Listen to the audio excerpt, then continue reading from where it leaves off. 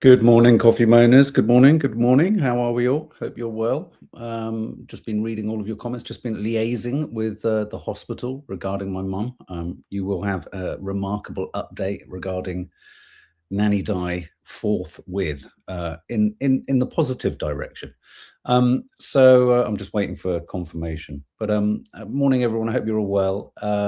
It's what are we? We're only 9 days out. No, 8 days out from Christmas Day. My God, only 8 more days of Vlogmas. How did that happen? Well, you can be forgiven for. We can be forgiven for not seeing the clock tick. Because so much really has been going on behind the scenes. Me and Nadia were going to be doing a Sunday show last night, but I think for those of you who know intimately what's going on with Nadia and her dear friend Hannah, it was just inappropriate and just not possible last night, if I'm brutally honest. So I am going to be doing a live tonight at 7 o'clock, just to update you actually on various things, and also just to hang out with you for a bit. So of course, in terms of the news this morning, what are we going to be talking about? We're going to be talking about, continuing to talk about the Rob Reiner being the director who was tragically killed alongside his wife in their home in LA by their son. His son has been charged, and the chorus of disapproval and criticism of Donald Trump and Donald Trump's quite unedifying takedown of Rob Reiner in the immediate hours after him dying. Trump is being condemned left, right, and center. So we're going to look at that. The Bondi Beach shooter has also been charged. I also want to talk a little bit more about the spin-off from the awful tragedy that happened in Australia and how that's being seized upon by the usual suspects, and how in many regards we all have to really tiptoe carefully through our understanding and what the implications are surrounding the Bondi Beach shooting. And Donald Trump's chief of staff, head of staff, she has done an interview with Vanity Fair, and there's huge fallout regarding the photographs and the content of the piece. Zara Sultana says Abbey Reid and protesters have been outside Bronzefield prison since 2 a.m. and they are still refusing ambulances for Kisser. This is the hunger strike protesters who, for some reason, the government are just persisting in pretending it's not even happening and persisting in not bringing any charge. I mean, I don't even think they've brought any charges, have they? Well, they're not going to charge them. They're not going to be processed until 2027. It's just awful. So we're going to talk about these things. Obviously, a lot of what's been going on for us behind the scenes has absolutely tampered with and disrupted and upturned a lot of our best laid plans. So, for example, a lot of things that we had planned to shoot for things like Vlogmas aren't, have had to either hit the trash can, have had to kind of go by the by. We've kind of not got behind, but we have kind of, think life has got in the way. So, pushing forward as we move on, do bear with us because, we're kind of in a backfilling situation right down to. I've just got to sort this out over here for Toffee. Just 1 second. I'm coming back.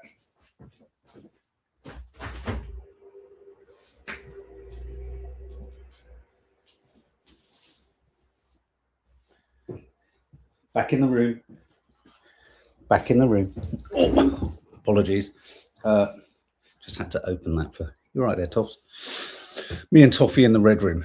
So thank you very much, Martina McCown.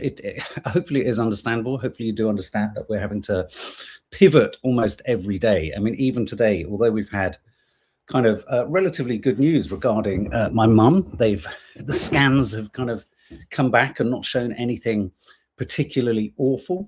But it's still we've got these glasses. I've kind of crushed these glasses as well. We're still kind of none the wiser with regards to my mom. So apologies there. Robert, you don't need to explain. We're lucky to have another Vlogmas considering everything you're going through as a family. Thank you so much. Raspberry Mojito Girl, you've got a lot going on. It's understandable. Thank you so much. Thank you. Let's have a look at what else you've got to say. Evie, good morning, everyone. A special hello to everyone who's struggling with something. Life is hard at times, absolutely. So again, like even tonight, I had planned something to shoot for Vlogmas tonight, but tragically, I'm having to deal with something else this evening. So that means that I can't, you know, it's frustrating and it's a struggle, but at the same time, it's just ordinary life. So apologies. I hope I haven't over apologize. Thank you, Nicola Richie. Anyway, let's plow on. So let's just play this. I'm just going to play you some responses to Donald Trump's response and insulting behavior around the death of Rob Reiner. And the first person that I want to pop up for your delectation is Whoopi Goldberg. Here you go. Our hearts are breaking through all of this.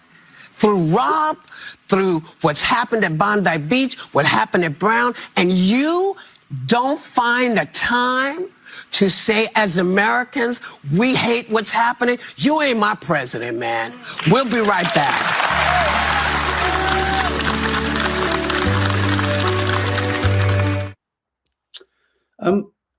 That wasn't the clip I thought it was going to be, but here's some other responses and other kind of.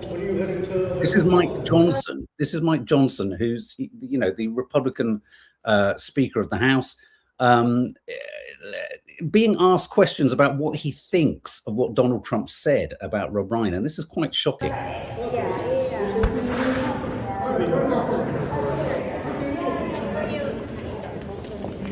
Mr. Speaker, do you condemn Trump's post about Rob Reiner? What are your thoughts about what President Trump said about Rob Reiner at his press conference today? I don't do ongoing commentary about everything that's said by everybody in government every day. We are the president of the United States. We're trying to bring down health care costs for the American people.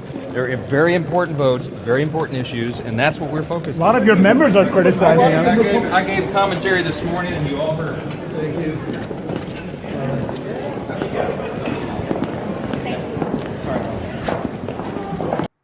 I mean, imagine not being able to actually condemn the words of your president. I mean, it's just quite shocking, isn't it, that we've had this sort of absolutely inhumane response that Donald Trump had to the death of Rob Reiner, and these absolute specimens can't even bring themselves to criticize him.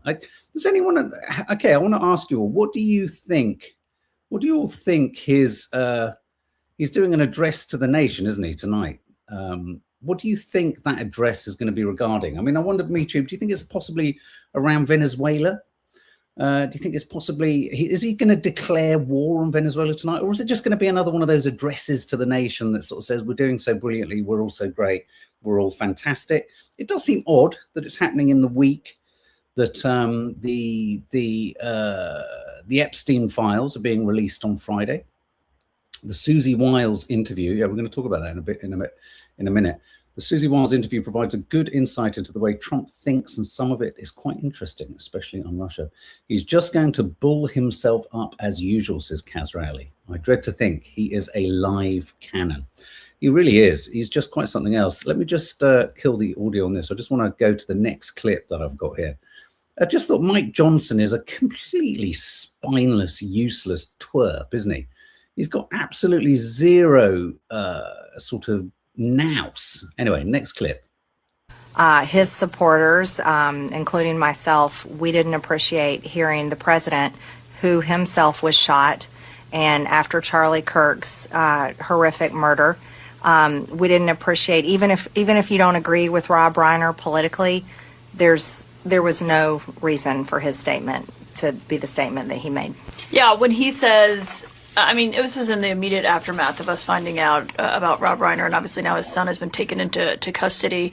You've said that his murder was not about politics or political enemies. The president called him bad for our country and said he was a deranged person as far as Trump is concerned.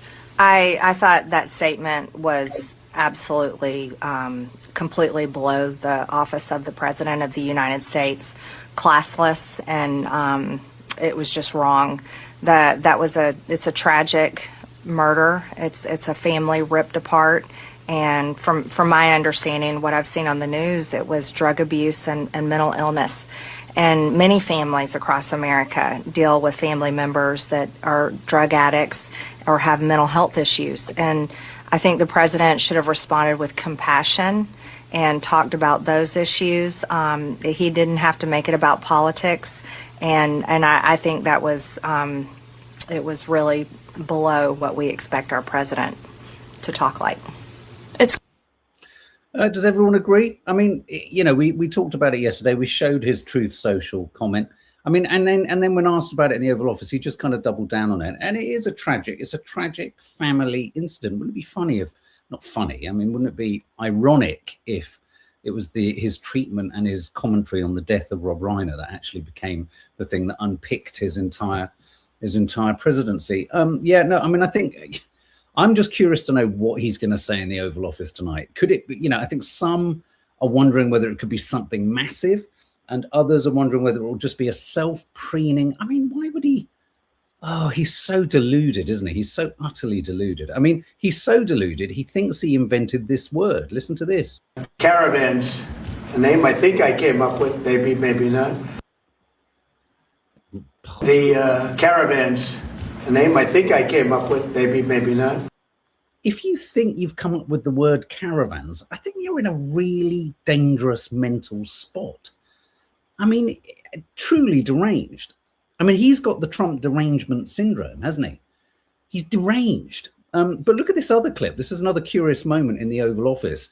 Now, I can only think that this clip was recorded between, I don't know, announcements, between statements or whatever. But Donald Trump looks like he's been invited to his own party and he's not actually wanted at his own party. But check this out. We're looking at him standing in the Oval Office, for those of you listening. There's a bunch of soldiers on the right, a bunch of soldiers on the left, and they're all... It's not bad. It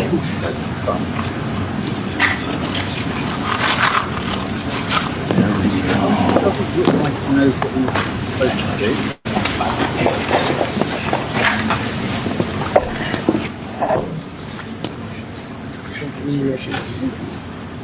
That's great, John. That's great. Thank you.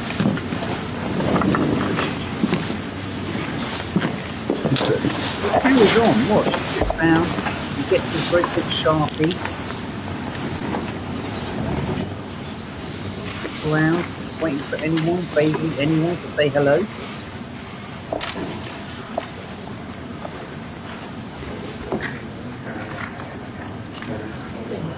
Great job. Great job, fellas.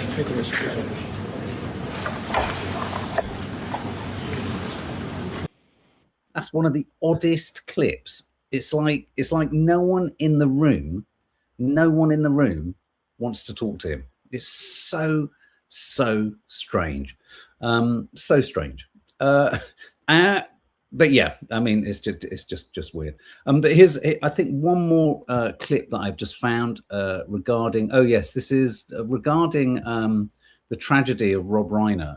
Just in sort of bringing you up to date. Rob Reiner's son, Nick, has been charged with the murder of his parents. By all accounts, I mean, I'm not entirely sure. I know there was the suggestion yesterday that it wasn't verified anywhere that the wife of Rob Reiner was found just alive, and she kind of said it was Nick who'd stabbed them. From reports I've read this morning, there seems to be a lot of conflicting reports. It looks like they had their throats slit in bed, I believe. So there's a lot of stories, a lot of tabloid stories kind of swirling around regarding the exact ways in which it played out that night. But Rob Reiner's son, Nick, has been charged with their murder. He could potentially face the death penalty. Nick Reiner, classic Daily Mail. Nick Reiner was a Nepo baby who went to rehab 18 times, never smiled in family photos, left his hotel room soaked in blood after being charged with the brutal murder of his parents. Bizarre 3 questions Nick Reiner asked A-listers at Conan O'Brien's party. Apparently he was walking around the party asking people this: what's your name? What's your last name? Are you famous? I mean, he was clearly having a breakdown. of sorts. The last footage seen of him, I think on CCTV, was this. This was taken of him. This video shows him walking near his parents' home before the murders. So he doesn't look particularly, I mean, you know, you can't tell anything from the way someone walks, but this was taken just hours before the tragedy of their death. It's always so kind of haunting, isn't it, to sort of wonder what the fuck is going on inside the mind of someone in the build-up to an event like that. There's also a clip doing the rounds where, let me just pull it up here, just bear with me. This is Michelle Obama. Apparently the Obamas were due to meet Rob Reiner on the night of his death. Very important vote. Sorry. Last night, and we got with Rob and Michelle Reiner, and I'm very sorry for your loss. Oh my God! How long have you known the Reiners? We've known them for many, many years, and we were supposed to be seeing them that night, last night, and we got the news. And let me just say this: unlike some people, Rob and Michelle Reiner are some of the most decent, courageous people you ever want to know.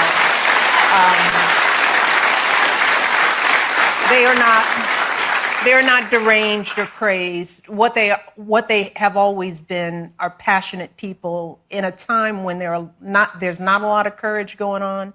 They were the kind of people who were ready to put their actions behind what they cared about. And they cared about their family, and they cared about this country, and they cared about fairness and equity.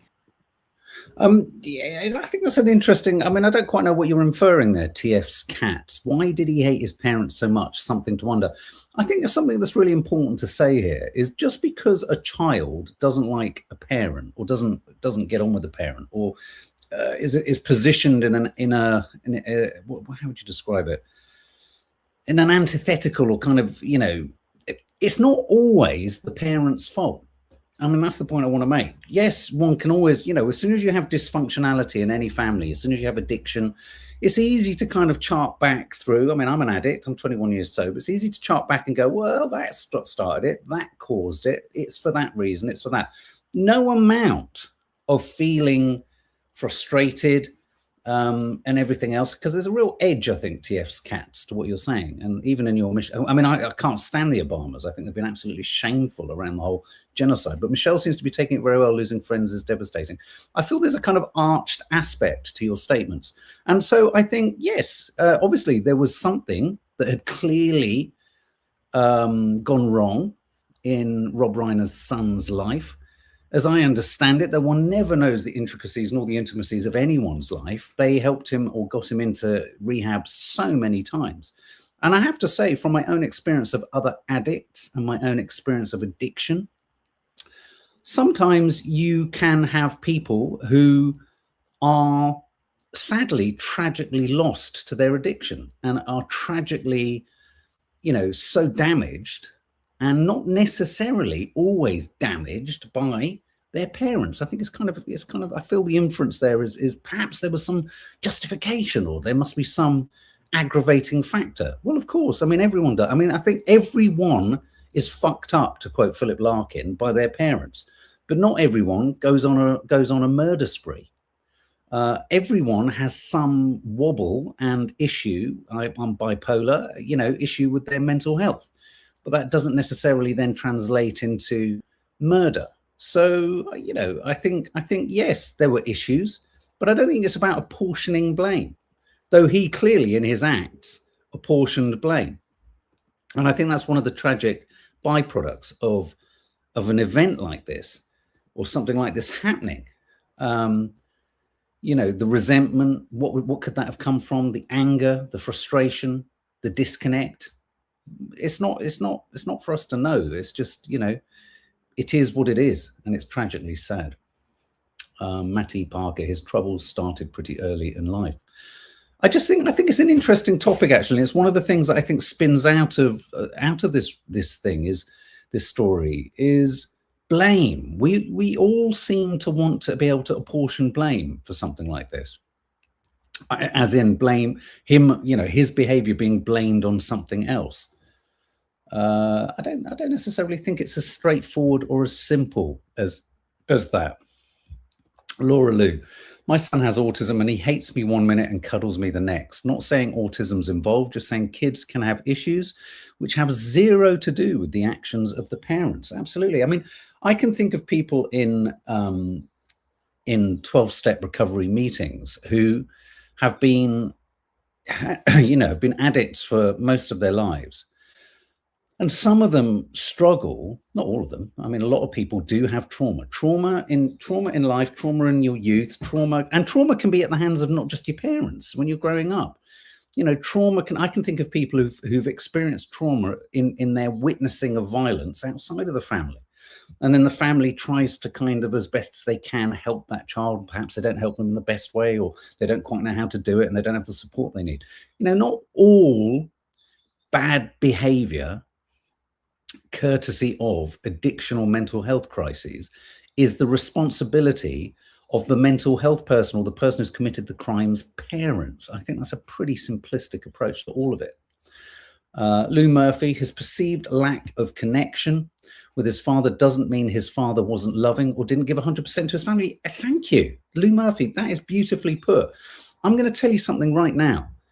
Many families can have family members for whom they want to be defined by the idea that they're not at the center of the family. And no matter what the family does, no matter what you do to throw open your hearts, your home, your mind, your love to someone, if they are dead set on rejecting that offer or dead set on not actually meeting that or accepting it or letting it in, then what more can you do? What more can you do? And I think that's a really astute comment. His perceived lack of connection with his father doesn't mean his father wasn't loving or didn't give 100% to his family. Couldn't have put it better myself. Beautifully put. Might not be anything to do with any addiction. He could just be wired differently. Genetic mutation, says MeTube. Yeah, seen on the news today, Haley Butcher, that a 15-year-old boy has been charged with murdering a 9-year-old. Yes, I've seen that too. It's just awful, just awful. Matty Parker, crystal meth is a terrible drug which makes users highly delusional. I mean, yeah, again, we don't know. We saw him walking there 2 hours before the actual crime, but perhaps he was so high on drugs he had no comprehension of what he was doing at all. So it's just got to be careful before one just sort of rather kind of passive aggressively says, no, I wonder why. I suppose we should ask questions on why he felt so disconnected. Moving away from Rob Reiner, let's move towards the Bondi shooter, the Bondi Beach tragedy. I'm just trying to find my stories. Bear with me 1 second. Here we go. The surviving shooter, Naveed Akram, has been charged with 59 offenses after 15 people were killed at a Hanukkah celebration on Bondi Beach. Again, we talked at great length yesterday about the ways in which this has been seized upon by the likes of Netanyahu, Ben Gvir, leaders in the West, Kemi Bate, everyone just wanted to go, this tragedy, the connection that they're trying to make is this tragedy was caused by the pro-Hamas sentiment amongst those who have been campaigning for an end to the genocide. If campaigning or if believing that a genocide shouldn't happen is going to be used as some kind of justification or rationale for somehow causing the violence of a couple of complete whack jobs, extremist, radicalized whack jobs. That's what these two were. We said it yesterday, you don't judge every Jewish person based on the Israeli government's behavior. You just don't. That would be anti-Semitic. Likewise, not every Muslim can be represented by these two whack jobs who went on a shooting spree. It's kind of complicated by the fact that one of the kind of most talked about heroes, if you like, was a Muslim. And on that note, let's go to Piers Morgan. Saved so many lives. Ahmed Al-Ahmed turned out himself to be a Muslim from Syria and has become not just a national hero in Australia, but has become a global hero. I mean, several $1 million already been raised in a GoFundMe for him, including people like Bill Ackman, leading Jewish figures in the United States. It's always wrong in these situations to just blame a religion. It's just wrong. Whatever that religion is, you can't blame 1 billion people for the actions of 2 radicalized nut jobs on a beach in Sydney. Over to you, Cheng. Yeah. There is a concerted effort by some, and yes, including Israelis, to say it's all Muslims, it's all Muslims, it's all Muslims. You should hate them, you should kick them out of your countries. They all think this way. And honestly, that kind of propaganda is disgusting.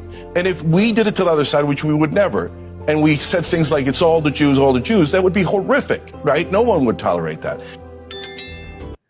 It's, you know, the thing about this that gets me is it's so fucking straightforward. It's not complicated. I think MeTube, you see, yeah, look, MeTube, people seem confused by why Israel is endangering Jews. Iran, Saudi Arabia, Pakistan, Afghanistan don't go on BBC News, etc., defending Israeli policies. It sticks in the craw of everyone in the world the way in which the mass slaughter of Palestinians has been legitimized, excused, permitted, unchallenged. And that's not what's caused this, but it's what's caused an enormous amount of resentment towards Israel. And what Israel is trying to do is to conflate an attack like this with a so-called anti-Semitism around the world. I said it all yesterday, and I don't need to repeat it again. Netanyahu seizes upon these moments in order to legitimize, to fan the flames away from any potential criticism of what him and his marauding terrorist army have done. So, you know, it's, you know, yes, these 2 guys were anti-Semitic nutjobs.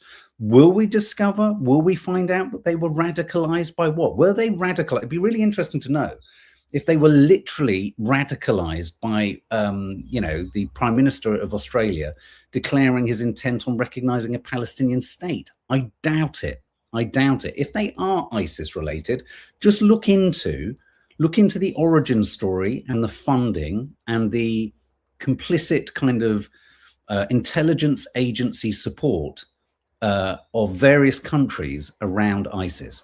ISIS isn't the straightforward thing we have all been told to believe it was. That's all I'm going to say on that. This chap, who tragically I don't know his name, but this guy speaks to. Well, just listen to this. He's a Jewish commentator. Person, I don't feel safe right now, and it's not because I'm outside of Columbia University. It's because of the crimes of the state of Israel. Don't get it twisted. It's not that Israel is unsafe because it's Jewish. Jews are unsafe because of Israel. That's what happens when a country uses Judaism as a cover for its ongoing oppression, dispossession, dehumanization, and killing of the Palestinian people. It puts Jews everywhere in danger. Free Palestine. Do you get that? Do we understand that? Does that make sense? That actually Benjamin Netanyahu and a country that has rabidly and with such sort of glee and compassion and glee and sort of passion gone for Arab lives and killed Palestinians, that has endangered Jewish people around the world, because there are Muppets who will conflate Israel with Jews. And that is that dangerous kind of dynamic is precisely Benjamin Netanyahu's creation. Benjamin Netanyahu and his government have made the lives of Jews across the world infinitely unsafer, and that works for Benjamin Netanyahu because he can forever and a day hide behind a phrase that he has completely devalued, which is anti-Semitism. He has completely devalued the term. He has rendered it almost meaningless by fueling it in order to then be able to seize upon it as some kind of excuse and some rationale for him to carry on his expansionist, genocidal policies in the Middle East. It's appalling, but it's very simple COD psychology, you know. So the fact that this guy Dale Vince was criticized for his post following the Bondi Beach massacre is a joke. This guy Dale Vince has sort of been attacked by Kemi Badenoch, etc. What did he say? He said, In a post sent on Sunday afternoon, Labour spokesman said they can never. Sorry, Vince, who was given one. Sorry, I'm just trying to find. Vince went on, nothing to do with Israel committing genocide. Anti-Semitism spreads when leaders stay silent. Nothing to do with Israel committing genocide in Palestine then. Netanyahu wants anti-Semitism to be a thing. It validates him. He acts to make it so. That's what this guy, Dale Vince, said. And he's sort of, it was all over the radios yesterday. Oh, Labour donor, basically saying that Netanyahu wants anti-Semitism. Well, no one wants anti-Semitism. But what Dale Vince is saying is spot on. Any potential increase in anti-Semitism in the world works for Benjamin Netanyahu. And so where these moments happen, where these awful tragedies occur, where innocent civilians, Jewish people, are basically, killed in an incident like this, it works for Benjamin Netanyahu. Just like Hamas being in power worked for Benjamin Netanyahu, which is why he funded them, which is why he fueled them. He wanted a schism between Hamas and the Palestinian Authority. So, this is all the manipulation. This is all the set dressing. This is all the smoke and mirrors of Netanyahu and his gang. They are sacrificing Jewish lives around the world in pursuit of being able to claim that anti-Semitism is a problem because people have a baked-in hatred of Jewish people. Of course, there are some that do. Of course there are. And actually, the irony behind that is that it's usually the likes of Farage and people like that who have that hatred, endemic hatred of Jewish people. But to humanitarians and humanistic people with morals, it's not about Jewish people. It's about Israel. It's about Israel's genocide, plain and simple. That's it. So moving off from that, let's talk about the Vanity Fair article. This is a piece that it's kind of a, well, let me play you this news story from America. This is a Vanity Fair have done a big interview with Donald Trump's chief of staff. The woman who looks remarkably, she looks like everyone's perennial aunt. She looks like an auntie. But anyway, here's a news report. Get to on this Tuesday, but we start with Susie Wiles' unprecedented and brutally honest account of what's going on inside Trump 2.0, unlike anything we've ever heard from a White House chief of staff. In a pair of new Vanity Fair articles, the woman tasked with bringing the president's vision of America to life provides an unsettling look at what's happening behind closed doors and inside the president's head. Now, as to how he approaches the world, Wiles said Trump has an alcoholic's personality. She didn't say he is an alcoholic. He famously doesn't drink, but said he operates with a view that there's nothing he can't do. Nothing. Zero. Nothing. If anyone would know, it's Wiles, who's been with Trump every step of the way as campaign manager, advisor, now chief of staff, consolidating power. She says Trump liked her from their first meeting as the daughter of sports great Pat Summerall because, quote, he said it a million times, I judge people by their genes. I want to bring in Peter Baker. I judge people by their genes. Oh my God. I mean, she's such an odd woman, isn't she, Susie Wiles? Anyway, so in the piece, there are some pretty unflattering photographs. I thought this was a historic photo of a member of Hitler's fascist party. That's Stephen Miller, obviously. Then you got Marco Rubio and God, J.D. Vance in big fat close-up. Susie Wiles looks like a crazed auntie. Has anyone seen, what's the name of the horror film? Oh my God, I can't even remember the name of it. Weapons. Is it Weapons? Is Weapons the one in which there's the mad aunt? Can't remember. Was it? Yeah, I think it was. She looks like her. Fucking hell. Helter Skelter, Helter Skelter. And obviously, you know who, Caroline Levitt, the mouthpiece. Look at this chap. Dan Scavina. Anyway, it's a pretty odd expose. It's a pretty odd interview in which, as that report says, she kind of, Susie Wiles sort of sounds like she throws everyone under the bus. Anyway, Trump's gone on the defense saying she's been misreported, she's been misrepresented, and that Vanity Fair is fake news, fake news, fake news. My jeans are from Asda. Am I beyond judgment, says Nick W. I know jeans. I mean, she's just literally the helter-skelter eyes of a, I don't know. I mean, maybe she's, you know, there's this idea that perhaps aliens have already arrived and there are hybrids. There it is right there. Maybe the authorities have all entirely been compromised. Yeah, no, they are all astonishing photos, anyway, guys, I've got to go because I've got to hit the phone and talk to the hospital. That was what was happening at the very beginning of this live. It just literally all happened at the same time. As ever, Vlogmas will be landing later, and something else will be landing as well. I can't remember what. And I will be doing this live update at 7 p.m, of which I'm going to get some information now. So, guys, have a great day and see you anon.